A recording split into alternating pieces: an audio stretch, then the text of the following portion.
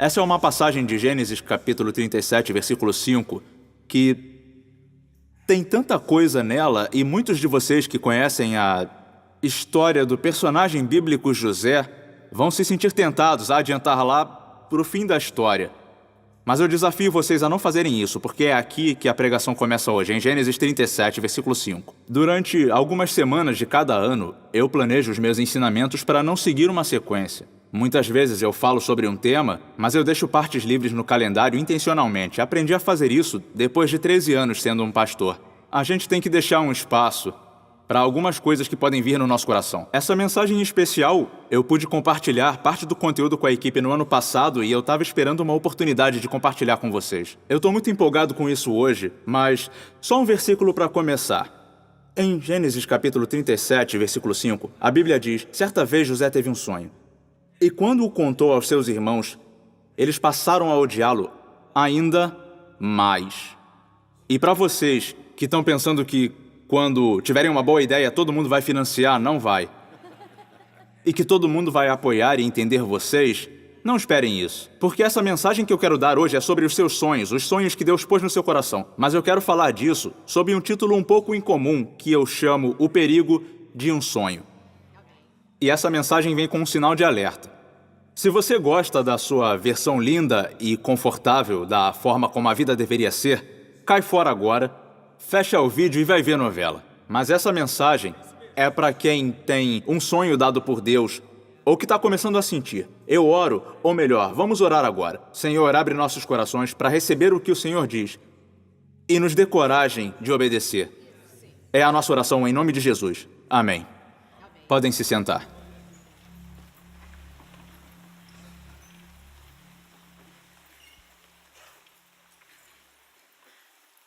Eu me pergunto muitas vezes o que os meus filhos vão lembrar da infância deles. E eu tenho medo de que eles vão lembrar das cenas que eu quero que esqueçam.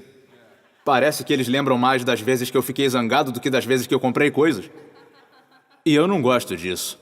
Mas eu acho que o que mais me chamou a atenção na minha infância e principalmente na minha adolescência foram os incidentes mais aleatórios. Uma coisa que eu lembro da minha infância, e a minha mãe lembra um pouco diferente de mim, só que ela está viajando, então eu posso contar a história como eu quiser.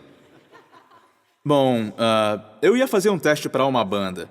E eu não vou incomodar com uma história longa, mas o meu sonho, desde os meus 17 anos, era ser um pastor. Mas antes disso, eu queria tocar punk rock. E eu quase tive a chance, porque eu estava lá no Norte Charleston Coliseum e eu contei essa história, Robert. É a melhor de todas. O Green Day estava fazendo um show no estádio nesse dia e o Billy Joe Armstrong me chamou para subir lá no palco e me deu a guitarra dele para eu fazer um solo. E isso era uma coisa que ele estava fazendo em todos os shows da turnê. Ele procurava o garoto mais talentoso presente na hora. E naquela noite era eu. Ou qualquer um que parecesse mais emocionado, ou seja lá qual era o caso. E ele colocou a Fender Stratocaster no meu pescoço. É real isso. Eu tinha 15 anos. E eu toquei o solo de guitarra de uma música de 3 acordes, chamada Knowledge, da banda Operation Ivy. E eu lembro da música, mas eu não vou cantar agora porque é uma perda de tempo. É melhor a gente voltar para Gênesis 37. Mas aquilo acabou causando uma espécie de cadeia de eventos que eu fiquei mais popular na escola. E eu estava animado no dia seguinte, quando eu acordei, e eu estava escutando o rádio. E o locutor, o nome dele era o Crítico, estava falando daquele show do Green Day. E eu estava me preparando para a escola, ouvindo o rádio, ainda emocionado, só tinha dormido 1 hora, ansioso para chegar na escola, ansioso para saber se as garotas que não me deram atenção no dia anterior gostavam de mim agora. E aí o locutor, ele falou, esse show do Green Day de ontem, ele disse, não foi um show muito bom, mas teve uma parte, ele falou, teve um garoto que conseguiu subir no palco e ele arrebentou na guitarra. Ele foi o ponto alto daquele show. Ele roubou o show, palavras dele, não minhas.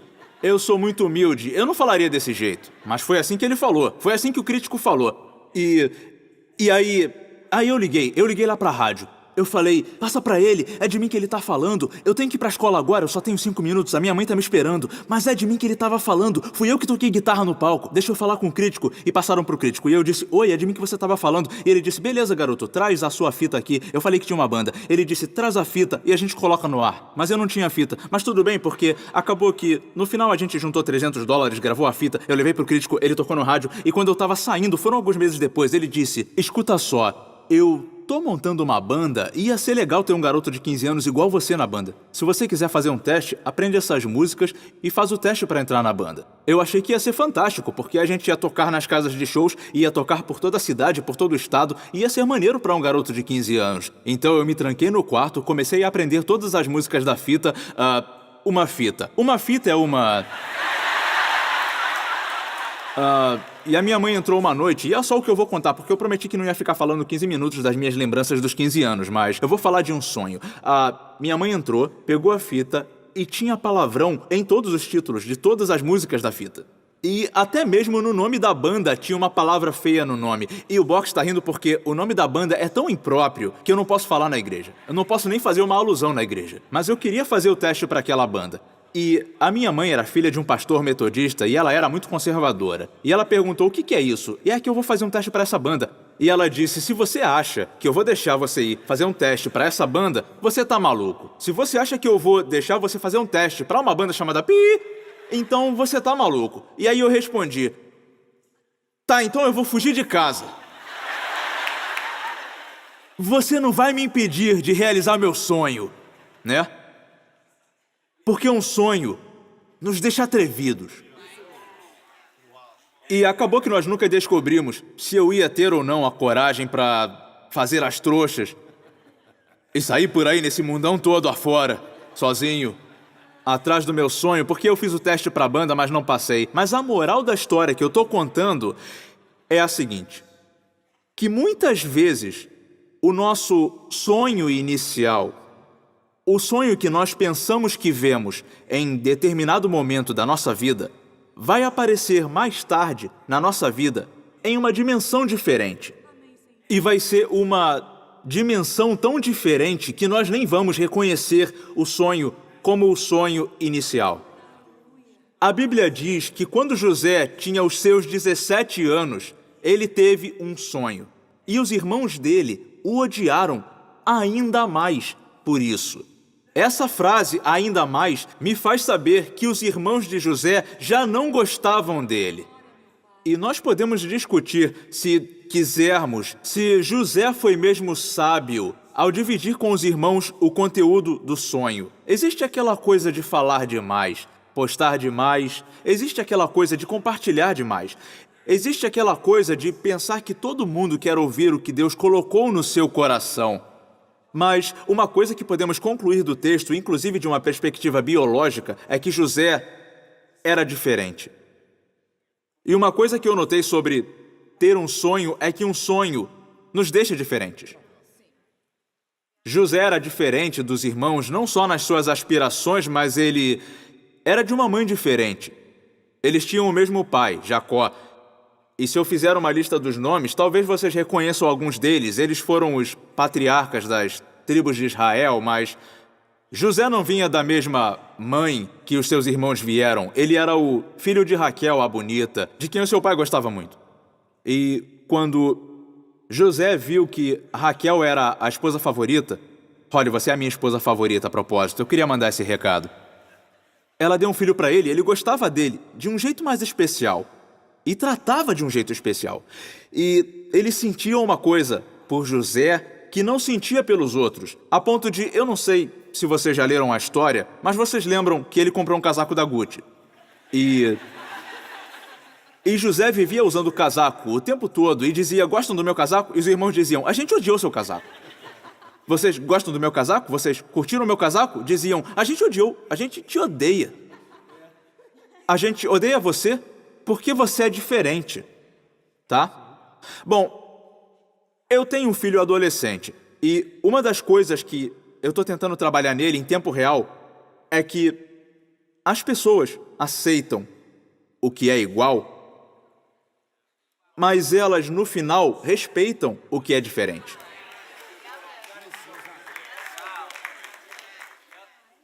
As pessoas, no fim das contas, mudam de opinião e respeitam o que se destaca.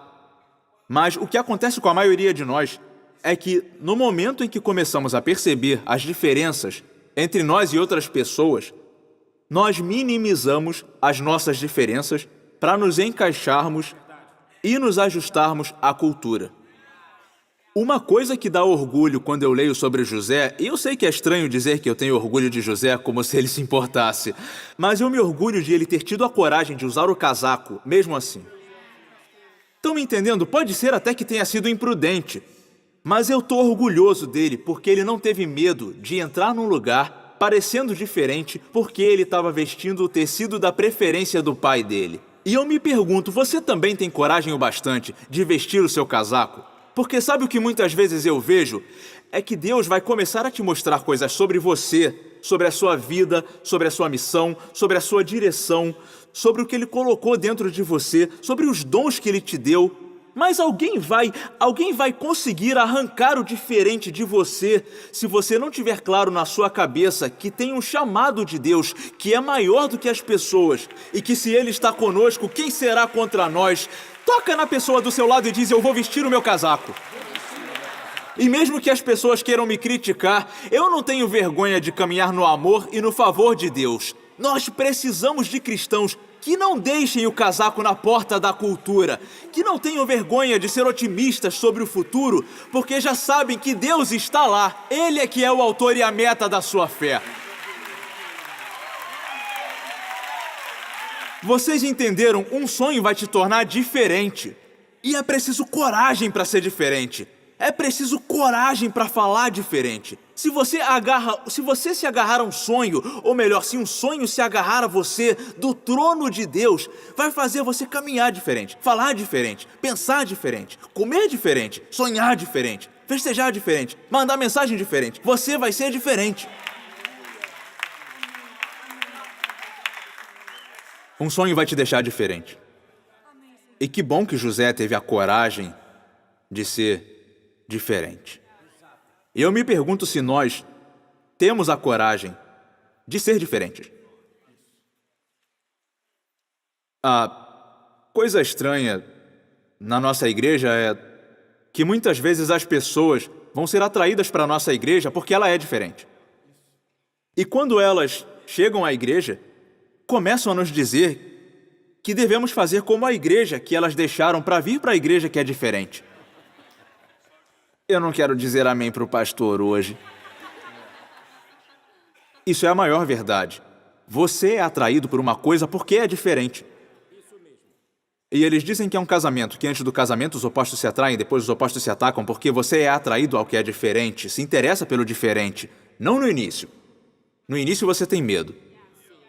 Foi por isso que tiveram que tirar a Old Town Road da lista da Billboard de música country, porque era muito diferente. Eles não conseguiram achar uma categoria para ela.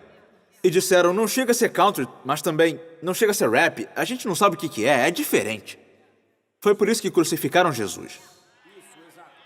Você sabe que não é todo pregador que coloca um rapper country e Jesus no mesmo parágrafo, né? Mas ele era tão diferente. A gente não sabe o que pensar, ele é graça e verdade. Ele é diferente. Gritem, eu sou diferente. Não estou falando diferente no estilo, estou falando diferente em substância. E eu não falo em ser diferente só por ser diferente, porque, sinceramente, é um pouco chato e sempre tem essa tentação, sabe? Eu já notei que algumas pessoas querem ser diferentes só para ser diferente. Mas não tem nada de diferente em ser diferente para ser diferente. É diferente ser diferente porque você tem um determinado sistema de valores e um sonho diferente.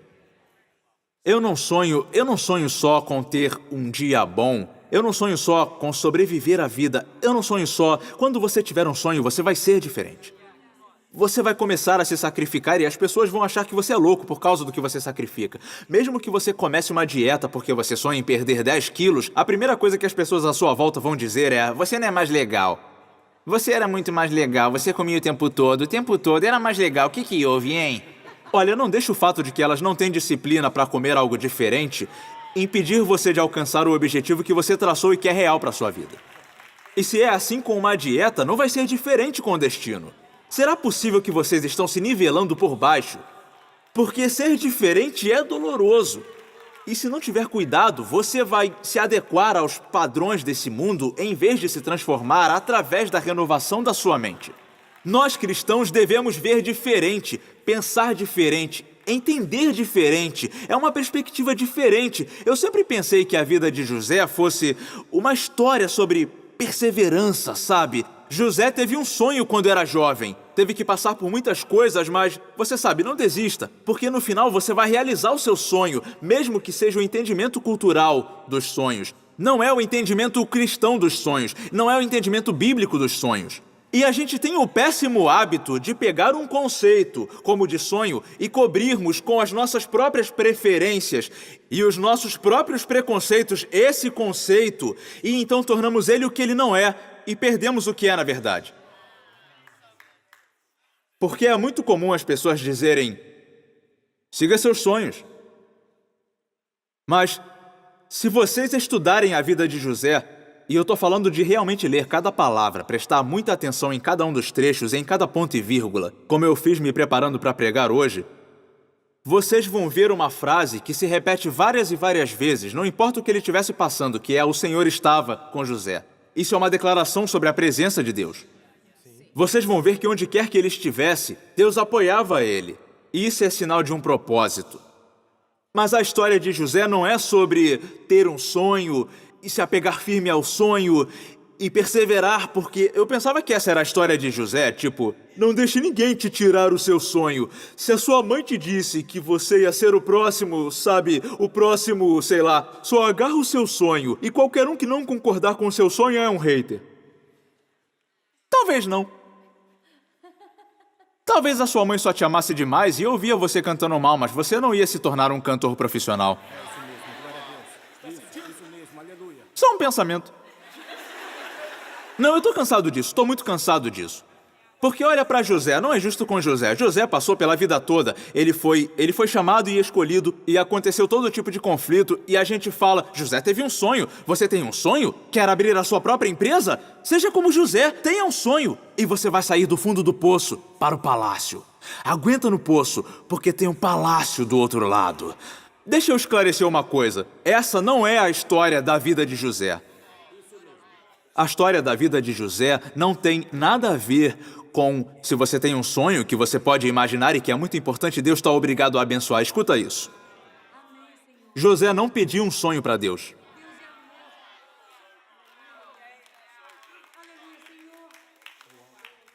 José não colocou os sonhos no mural. Não quer dizer que a gente não possa fazer isso, porque até eu mesmo já fiz. Mas vamos deixar claro que queremos dizer a mesma coisa quando falamos um sonho. E aí é muito devastador, escuta só isso, porque o seu sonho pode virar uma distração. O sonho de José era muito específico e épico e tinha grandes implicações, sabe? E ele conta os sonhos para os irmãos. Um dia ele sai com o casaco e eles dizem, meu Deus, lá vem ele. E aí ele chega e eles dizem, fala você agora com ele, que eu tô cansado de falar com ele. E ele diz, e aí pessoal, adivinha só, eu tive um sonho. Querem ouvir o meu sonho? E eles dizem, não, a gente odeia o seu sonho, odeia o seu casaco, odeia a sua voz, a gente te odeia, você é diferente. Mas ele não ligava se eles não queriam ouvir, ele ia contar assim mesmo. Eu acho que José precisava de um diário para anotar essas coisas em vez de contar para os outros. Precisava de um lugar para processar os sonhos onde não deixaria as pessoas se envolverem cedo demais. Mesmo assim, até mesmo a incapacidade de José de discernir a natureza do sonho e quem foi capaz de entregar ele teve um papel em levar ele ao lugar onde realizou o sonho que Deus pôs no coração dele. Sentiram Deus nisso que eu acabei de falar? Porque o sonho de Deus para minha vida vai envolver as minhas decisões, mesmo que as minhas decisões sejam imaturas. Deus vai usar alguns dos seus desejos em seu coração, que a princípio não são desejos bons, mas o Salmo 34, Salmo 37, versículo 4 diz, deleite-se no Senhor, e Ele atenderá aos desejos do seu coração, e Ele vai pegar os desejos que você tinha e vai purificar eles, e vai enxaguar eles, e vai separar o trigo do joio para te levar a um lugar final de propósito. Mas quando José começou a dividir o sonho com os irmãos, era tudo sobre ele. Aí, escuta só, eu tive um sonho. Pô, e ele foi muito maneiro. A gente estava amarrando uns feixes de trigo, e aí os feixes de vocês começaram a se curvar para os meus feixes. Aí, ele não é maneiro? E eles disseram, não, não é maneiro, a gente odiou seu sonho, a gente odeia o seu casaco, a gente odeia... E aí José, eu tive outro sonho, e nesse sonho tinham 11 estrelas. Eu não sei porque eu tô parecendo o Keanu Reeves.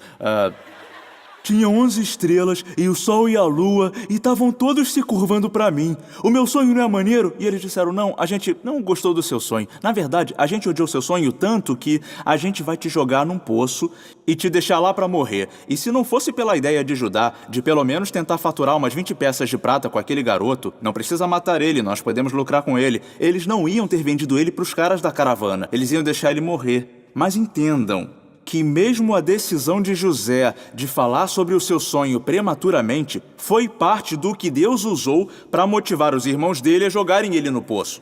Ao mesmo tempo que fizeram isso, uma caravana ismaelita estava passando para trazer quem eles conseguissem pegar no meio do caminho para levar de volta para ser escravo. Era uma posição de escravidão até ali, mas no fim das contas virou um lugar de libertação. Eu quero ensinar a Bíblia hoje. Porque quando José foi pego e levado para a casa de Potifar, ele serviu tão bem na casa de Potifar que tudo que Potifar colocava nas mãos dele prosperava. E quando Potifar viu como José servia, ele o promoveu para um cargo de influência. Mas ele não estaria na casa de Potifar se não tivesse sido empurrado num poço. E não teria sido empurrado num poço se não tivesse usado um casaco. Então, quando você deixa o casaco no armário e minimiza o seu sonho para se adequar às pessoas que não gostam de você porque você é diferente, você pode não acabar no lugar que você precisa estar. Eu tô falando para alguém que é diferente. Quanto mais parecido com Cristo você fica, mais diferente da cultura você vai ser. E tudo bem ser esquisito. E tudo bem ter esperança. E tudo bem ter visão. E tudo bem você saber quem você é. E tudo isso aconteceu porque José teve um sonho. E mesmo assim, o sonho de José não parecia nada quando finalmente se realizou com o que parecia de longe quando ele viu pela primeira vez. Conseguem se identificar? Como às vezes o casamento parece diferente de longe do que se parece depois de 20 anos. Eu quero que todo mundo que esteja casado há 20 anos acene para mim rapidinho, para me dizer que é muito diferente. Muito diferente. Muito melhor, muito mais difícil. Muito mais diferente. Não é como os filmes que eu via. Não é como as músicas que eu ouvia. Diferente. É só diferente. Porque quando José era jovem, ele via estrelas brilhando. Mas em dado momento, quando as vê de perto, não são mais tão brilhantes. Ter filhos é diferente. Eu e a Holly somos diferentes nisso. Ela sempre sonhou em ser mãe. Eu não sonhava em ser pai, eu sonhava em tocar punk rock. E depois pastor. Mas um dos membros da equipe teve um filho esses dias. Ele me contou o quão estava feliz. Ele dizia, eu sempre sonhei em ser um pai. E eu fiquei com pena dos meus filhos, porque eu sou... Eu não me empolguei muito até eles fazerem uns 5 anos, sabe? Eram muito pequenos. Na verdade, se é pra ser sincero e arriscar tudo aqui, eu morria de medo de ser pai, porque eu só via as crianças fazendo as pessoas saírem dos restaurantes antes de terminar a comida. Então, mas agora, não tem maior satisfação na minha vida do que os meus filhos. 30% do tempo. Não tem investimento maior, não tem nada que me deixe mais apaixonado, não tem coisa que me deixe mais desperto e me faça perceber o que importa mais, mas aquele não era o meu sonho. Foi uma coisa que eu fiz, e quando eu fiz, Deus me deu o desejo disso. Mas não começou como um sonho, começou como um dever. E isso é tão crítico para o mundo num tempo em que tudo o que nos dizem é siga o seu sonho. Não tem registro em Gênesis 37, 38, 39, 40, 41, 42, 43, 44, 45, que a Bíblia diga, e José lembrou do sonho dele e abriu o caminho. Porque quando a vida fica difícil, você tem que ter um sonho. E às vezes a vida vai te dar obstáculos. E olha só, eu sei que esses pulinhos que eu tô dando aqui são meio esquisitos, tá? É que é um lance de palestrante motivacional que eu acabei de aprender e tô experimentando aqui. Mas aqui, sigam seus sonhos. Quer saber, eu não encontrei em Gênesis onde José tenha seguido o sonho. O que eu vi em Gênesis foi o sonho de José seguindo ele. Então prestem atenção. Eu não sigo sonhos, eu sigo Jesus. E quando eu sigo ele, os sonhos é que me seguem. O sonho de José seguiu José. Seguiu ele até a casa de Potifar, seguiu ele até a prisão, seguiu ele até a corte do faraó, porque os sonhos me seguem quando eu sigo Jesus. Se você olhar para trás na sua vida, você vai ver claramente que algumas das coisas que Deus fez por você, e algumas das portas que abriu para você, e alguns dos caminhos que Ele abriu para você, e algumas das oportunidades que Ele concedeu a você, foram acidentais no seu ponto de vista. Mas eu tenho uma boa notícia para você. O sonho de Deus para você é maior do que o seu sonho para você.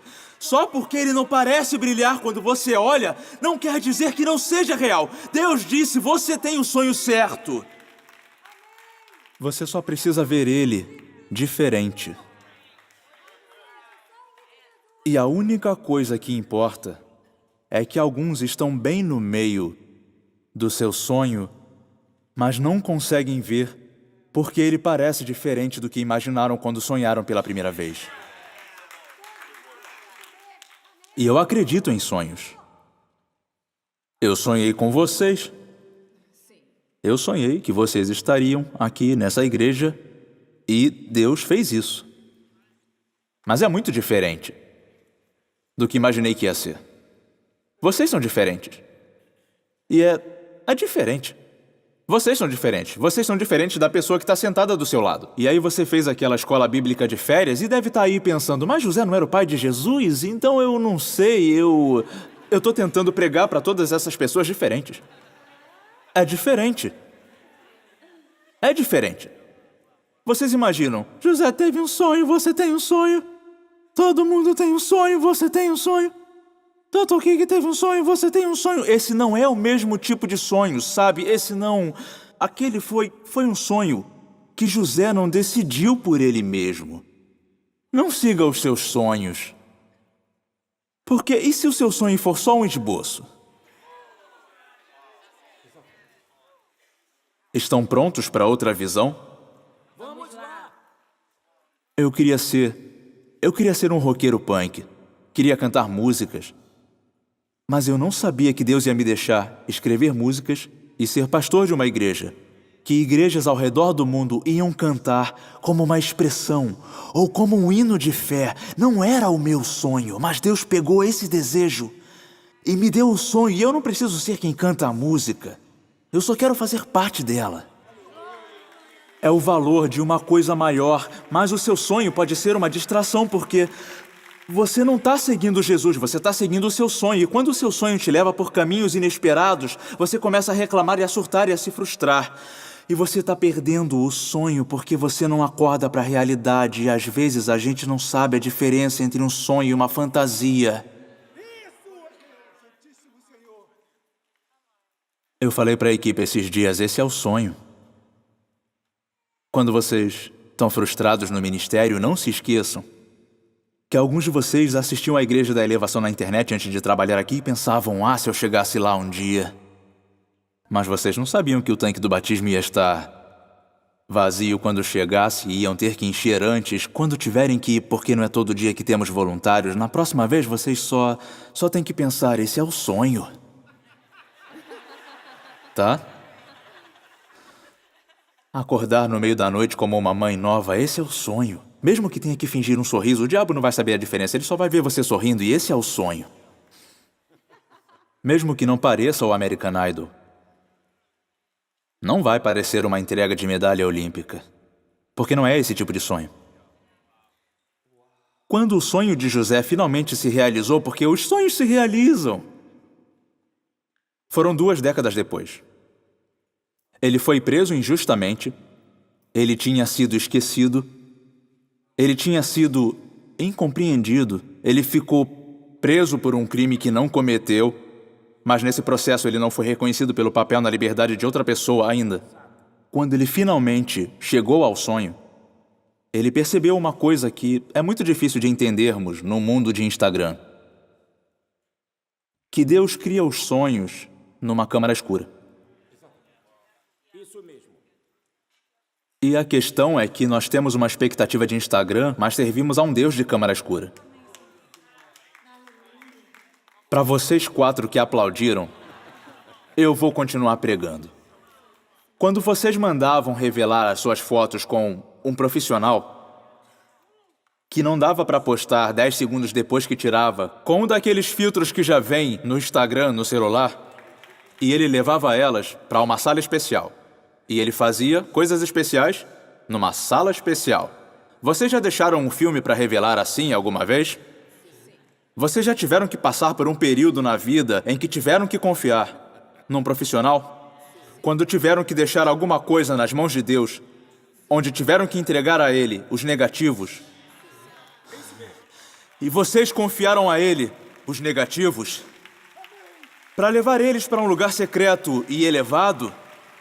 Para Ele levar para o lugar de propósito dEle, para levar para o seu lugar de sabedoria e levar para o mistério?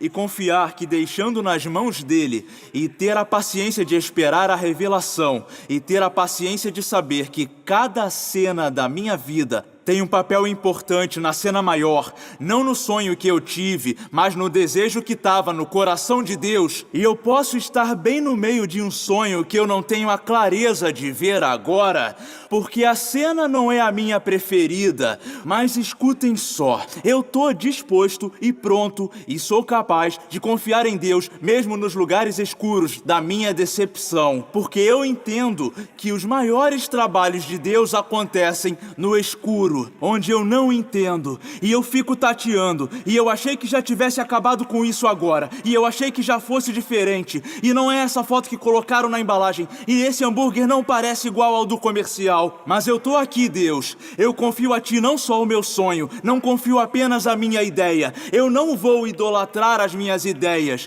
eu vou adorar o Senhor, eu vou servir ao Senhor, e não se trata de posição, se trata de propósito.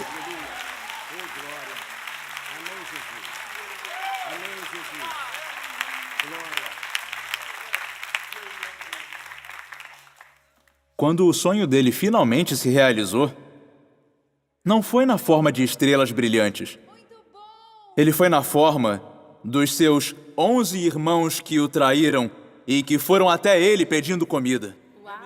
É mesmo. E José estava na corte do faraó, distribuindo os grãos, não só para aquela nação, mas para todas as nações da região. E ele olha para os irmãos que magoaram ele, parados com as mãos estendidas, e se dá conta. Esse é o sonho. Está sentindo? Eu tô no centro, mas não é por status. É para o serviço.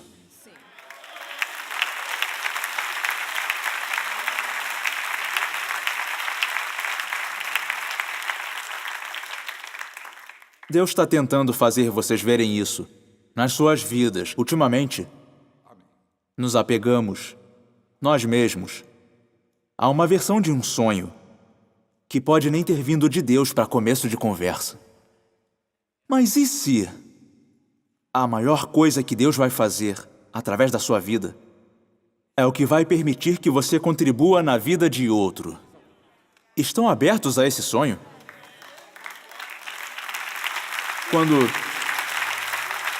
Quando o anjo apareceu para Maria, ele disse: você vai ter um filho. Quando o anjo apareceu para José em um sonho, ele disse: você vai ajudar ela. E se o sonho que Deus tem para mim não for bem para mim? Esse é o perigo de um sonho. Começar a pensar que é isso que os meus filhos vão fazer quando crescerem, tá? Tipo, você pega a caneca de Harvard do seu armário de canecas Mas e se o seu filho não fizer o que você quer que ele faça? E se Deus tiver um sonho diferente para ele? Amém, Jesus. E se for melhor? Se for mais profundo? E se o motivo de Deus ter deixado o seu sonho morrer foi porque ele não era grande o bastante? Quando colocamos muita pressão para que um sonho se realize, permitimos que o nosso sonho vire uma distração do período que estamos passando. E eu falo desse jeito porque se José tivesse saído por aí procurando estrelas para o sonho dele, sabe? Alcance as estrelas, mas não foi na forma de estrela que o sonho chegou, foi na forma dos irmãos dele, foi na forma da responsabilidade, foi na forma de um dever. Você não precisa ter um sonho grande e dinâmico para servir a Deus. Para de se sentir culpado porque você não tem um grande sonho de encontrar a cura do câncer, ou talvez um grande sonho de começar um novo ministério, ou de ser talvez o próximo Bill Gates ou Elon Musk, ou ir para o espaço. Talvez não tenha talento para isso, não precisa ter um sonho grande, mas você precisa servir um propósito nesse período.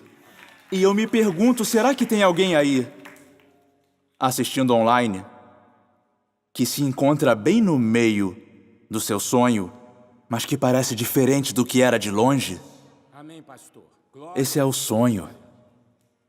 Conhecer Ele, servir a Ele, amar a Ele. E tem dois tipos de pessoas nesse lugar. Tem gente que está desanimada, porque tinha um sonho que não aconteceu. Ainda não aconteceu. Não sei se vai. E tem gente desiludida, porque está no sonho, mas é diferente do que pensou que ia ser. Está parado no meio, mas os irmãos estão ao seu redor. Deus disse que hoje ia ser o dia em que você ia ver o seu sonho como ele é de verdade. E deixar para lá a ilusão de como achou que ia ser. Se ficarem de pé agora, eu vou orar por vocês. Já podem largar os cadernos. A lição acabou. As coisas com as quais nós temos que lidar ao longo das nossas vidas, para ver que foi isso que eu vi, mas parece que não é a mesma coisa. Vocês estão abertos para um sonho diferente? Talvez nem seja um sonho diferente. Talvez seja uma versão mais madura dele. Aleluia.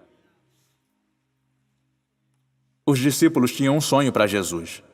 Sabe que ele ia restaurar o reino de Israel. Quando eles viram ele na cruz, eles não souberam o que pensar. Não foi como eles tinham imaginado a libertação, mas foi assim que foi. E é no processo de fazer, é no processo de aceitar, que nasce uma fé maior. Pai, eu lhe agradeço pela luz que recebemos pela sua palavra e pelo seu Espírito. Eu sinto que o Senhor estava me usando enquanto eu pregava para falar com alguém em particular. E eu quero agradecer por isso. Porque eu quero ser usado pelo Senhor, mas agora, Deus, eu quero ficar de lado. E quero que escutem o que precisam escutar do Senhor. Porque não aconteceu como eles sonharam. É diferente. Não parece mais tão reluzente. Não parece mais tão atraente. Agora é a hora deles abraçarem o propósito para o período em que o Senhor colocou eles. E deixar partir aquele que talvez nunca chegue, ou deixar partir aquele que foi. Esse é o sonho. Façam essa confissão, esse é o sonho. Deus, dê a eles a perspectiva de voltarem para as suas vidas, voltarem para os seus lares, voltarem para os seus trabalhos, e que vejam como o Senhor vê. Num mundo que é obcecado pelo status e pelo poder, nos faça servos de um propósito. Para servirmos o seu propósito em cada período em que nos encontramos e que sejamos satisfeitos com isso. Obrigado por assistir o canal no YouTube da Igreja da Elevação. Não pare por aqui, se inscrevam na IFAM, a nossa família estendida na internet, e assista ao vivo todos os domingos. Se inscrevam no canal para não perderem nenhum vídeo e nenhuma live, e compartilhem com um amigo. Você também pode apoiar o ministério clicando no botão Doe Agora para nos ajudar a continuar alcançando pessoas ao redor do mundo para Jesus Cristo. Mais uma vez, obrigado. Deus abençoe.